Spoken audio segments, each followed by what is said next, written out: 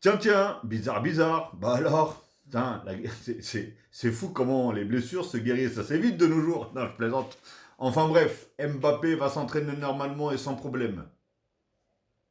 En fin de semaine, il est 100% dispo pour le match contre Retafe. Ce qui veut dire que le Real Madrid, je crois que leur premier match en championnat, là, après la trêve, bien sûr, c'est Retafe. Et bah, tout simplement, on sait que Mbappé s'est plaint sur, pas le dernier match, mais le premier match, s'est plaint vers la fin du match d'une douleur à la cheville. La même douleur, enfin, la même cheville dans laquelle il avait mal avant même la trêve internationale.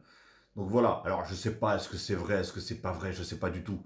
Enfin bref, en tout cas, il a l'air d'être guéri tout simplement parce que là ils disent qu'il va être 100% dispo contre Retafe et il va s'entraîner sans problème. Donc voilà, en tout cas, encore une fois, c'est une bonne nouvelle. Je le dis toujours, que j'aime ou que j'aime pas, que j'aime l'équipe ou que j'aime pas l'équipe ou que j'aime pas le joueur ou que j'aime le joueur, tout simplement, je veux pas qu'il y ait de blessé. J'aime le football, tout simplement, qu'on aime ou pas. Il y en a qui voilà, il y en a, ils sont contents de voir que dans l'équipe adverse, hein, certains, bah voilà, qu'ils soient blessés ou trucs comme ça. Non, tu peux pas te réjouir d'une blessure. Quelqu'un qui se blesse, tu peux pas. C'est pas possible. Enfin bref.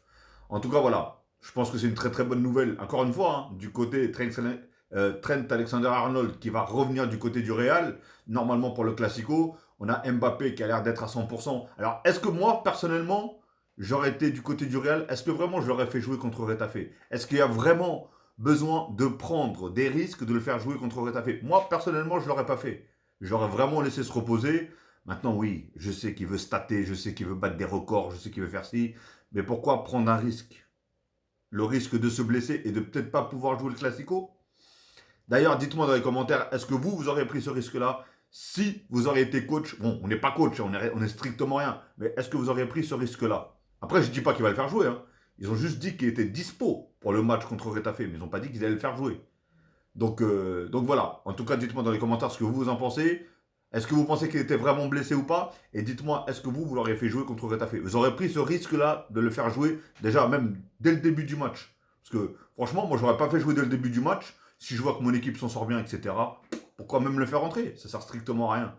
Donc voilà. Enfin bref, dites-moi ce que vous en pensez dans les commentaires de tout ça.